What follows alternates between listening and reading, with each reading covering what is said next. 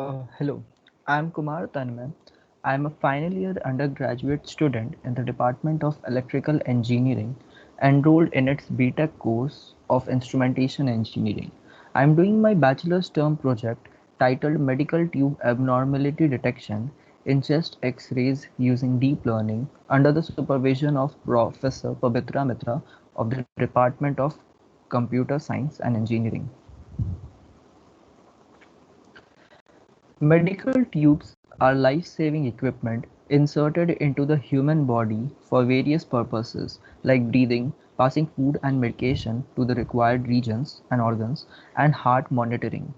Our focus is on four types of tubes, which are endotracheal tube, nasogastric tube, central venous catheter, and Swan-Ganz catheter. An endotracheal tube is a flexible plastic tube that is placed through the mouth into the windpipe to help a patient breathe. A nasogastric tube is a special tube that carries food and medicine to the stomach through the nose. A central venous catheter is an indwelling device that is peripherally inserted into a large central vein and advanced until the terminal lumen resides within the inferior vena cava, superior vena cava, or right atrium. Swan-Ganz catheter, which is also known as right heart catheter or pulmonary artery catheter, is a thin tube passed into the right side of the heart and the arteries leading to the lungs. It is done to monitor the heart's function and blood flow and pressures in and around the heart. These images are of the chest X-rays showing the correct positions of the endotracheal tube, nasogastric tube, central venous catheter, and Swan-Ganz catheter from left to right respectively. Severe complications can occur due to any malpositioned tube and sometimes even death. In the chest X-ray shown here, we can see that the endotracheal tube has been wrongly placed near the tracheal junction, which can damage the lungs. The traditional way of detecting any tube malpositions is by manually looking at the chest X-ray. The aim of the project is to detect any abnormal position of the endotracheal tube, nasogastric tube, central venous catheter, and Swan-Ganz catheter in chest X-rays automatically.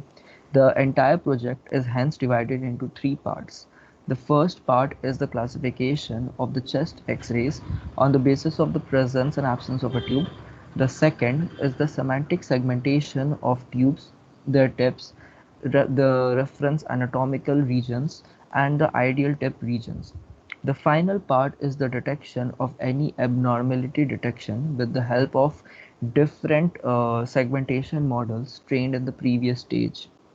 We worked on two datasets. The first is the Ranzer dataset, which is a publicly available Kaggle dataset, and the second is the privately owned Cure AI dataset.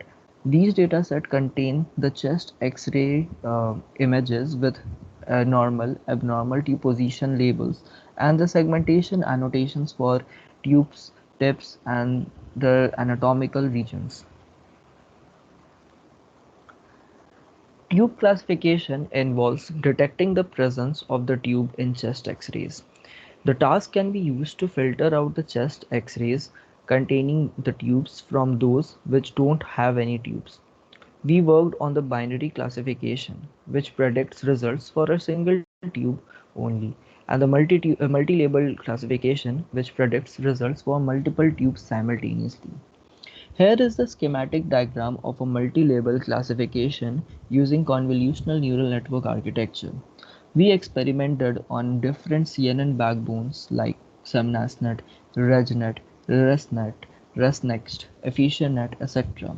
We have used weighted binary entropy loss as a loss function to train these models. Adam is used as an optimizer. We have also used Open Cycle Learning Rate Scheduler to adjust the learning rate during the training by reducing the learning rate, which can help in faster training and better convergence. All these models are trained from scratch. We tried using an ImageNet pre-trained convolutional neural network backbones, but that does not produce good results since the data distribution in ImageNet is different from chest X-rays datasets. Hence, the weights will not be suitable for fine-tuning on chest X-ray.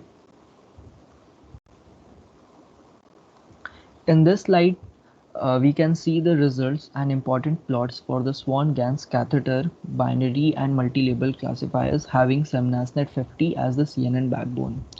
The area under the curve of the receiver operating characteristics graph is a useful metric to evaluate the performances of the classifier models.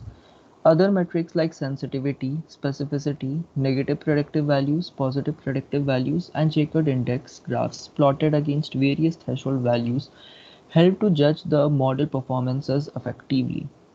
The sensitivity at 90% specificity and specificity at 90% sensitivity is an important metric in the medical domain to determine whether the model can effectively work for classifying both the positive and negative cases.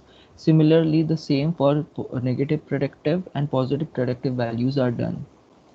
Here we can see that the AUC score of a multi-label classifier performs better than the binary classifier, as the multi-label classifier models are trained taking into consideration all the tubes simultaneously, which helps them to learn better distinctive features compared to a binary classifier, which is trained for predicting a single individual tube. Semantic segmentation is the task of clustering parts of an image together that belong to the same object class. We have used UNet and UNet++ based segmentation architectures with different CNN backbones. These architectures are widely used for biomedical segmentation. Here is the schematics diagram of the UNet architecture, which has an encoder to downsample the chest X-ray input into a feature vector in representation. Then there is a decoder which is used to upsample this feature vector representation coming from the encoder part to a binary mask image. During the downsampling, a lot of information is lost. Hence, to regain back that information, there are skip pathways from the encoder feature maps to its symmetric decoder feature map, which helps them to provide more information to the decoder part for upsampling. UNet++ is a modified version of UNet which additionally have dense CNN block in the skip pathways. We have used different CNN encoder like RegNet, ResNest 14 and EfficientNet B0 in these architectures. We have used a weighted average of soft ice loss and weighted binary cross entropy loss to train these models. These are the results of some of the segmentation models with UNet architectures trained by us. These figures show the images of the chest X-ray on the left, the actual mask of the tube on the middle, and the predicted mask of the tube on the right. The mean intersection over union is used as a metric to evaluate the performances of these models. The average intersection over union score for tube lie between 0.6 to 0.85. These figures show the images of the chest X-ray, the actual mask of the anatomical region and the predicted mask of that region. The average intersection over union score for large anatomical regions is above 0.8 and for small regions between 0.1 to 0.5.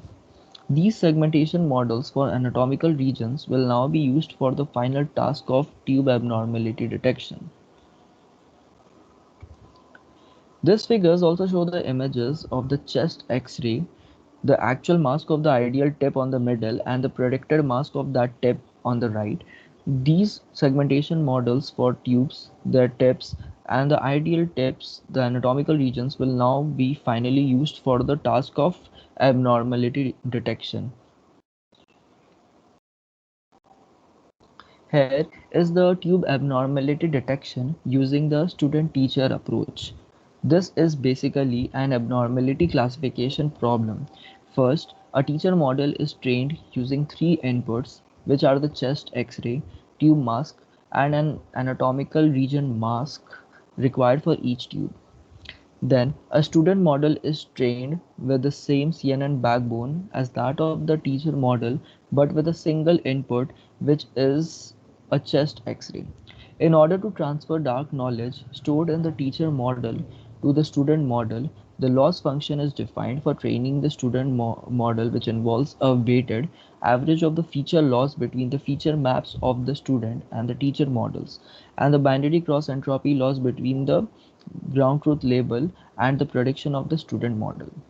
A baseline model, which has the same CNN architecture as that of the teacher and student, with a single input channel for chest X-ray only, is also trained using binary cross entropy loss. These are the results of student and baseline models for an endotracheal tube. We have used the same metrics which we have used for the classification of chest X-rays on the basis of the presence of tubes. These figures are the results for the endotracheal tube, and the AUC score for AUC ROC scores for the baseline comes out to be 0.57, and for student it is 0.71.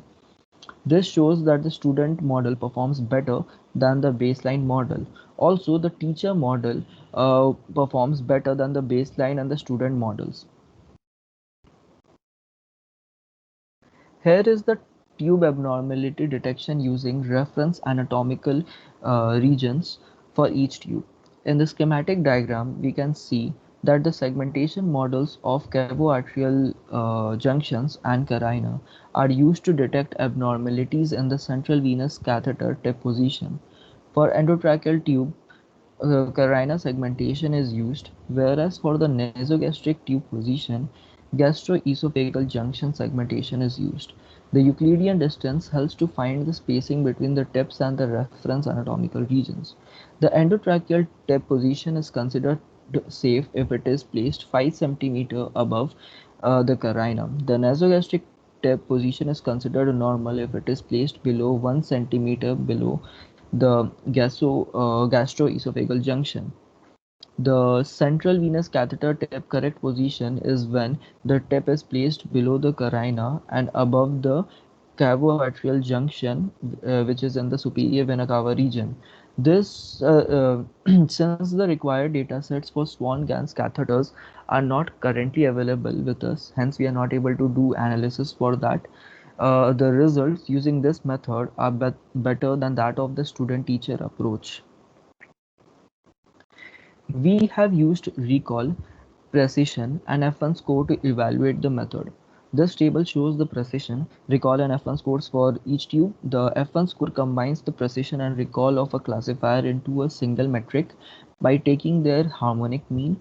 The F1 score focuses on errors caused by both the false positives and the false negatives. From the table, we can see that the precision values are comparatively higher compared to recall values. Since the tip positions are compared to multiple anatomical regions, there may be more chances of mispredictions of the abnormal cases, leading to lower recall values. Here is the tube abnormality detection using the ideal tip location. If the actual tip lies within 1 centimeter of the ideal tip position, then it is considered a normal position. These ideal and actual tip mask is predicted by their respective segmentation models, and the distance can be found using the blob distancing algorithm. This method of abnormality detection works fairly well compared to the previous two approaches. This table shows the results for all the three tubes using the method described before. We have used F1, recall, and precision scores to evaluate this method too. Here the precision is comparatively higher compared to recall values, but there is an improvement in the recall values compared to the previous method. The future work will involve applying all these approaches to other tube like tracheostomy tube, chest drains, Swan-Ganz catheter, etc. We can also use a YNet architecture as a common architecture for both classification and segmentation. Ideal tip target region can be used as a better segmentation label compared to the ideal tip location. Also, higher resolution images can be used as input for training the models for better results. We can fine-tune the models which are pre-trained on large chest X-ray datasets for better representation feature learning. Self-supervised learning can also be used for representation learning as the large unlabeled chest X-ray datasets are easily available. Finally, we are concluding with some important findings. Some models face the problem of overfitting due to the lack of sufficient data for training. Some 050 as CNN backbone performs better than others in most of the classification tasks. Also, smaller CNN architecture works better than their larger architectural counterparts like ResNet 18 performs better than ResNet 34 and ResNet 50 for both classification and segmentation tasks. In segmentation tasks, UNet++ architecture performs better than UNet architecture. Both student and teacher models perform better than the baseline model. Tip abnormality detection using both reference anatomical regions and ideal tip gives good results compared to the student-teacher approach. Automatic detection of any misplacement in tip position can help save severe complications and sometimes even death. I'm also planning to submit this project work with some more experiments in the winter conference on application of computer vision 2023. I thank Pabitra Mitra for his constant support and guidance throughout my bachelor's project. I also thank Cure AI who gave me the required datasets and GPU resources for training the models. Thank you.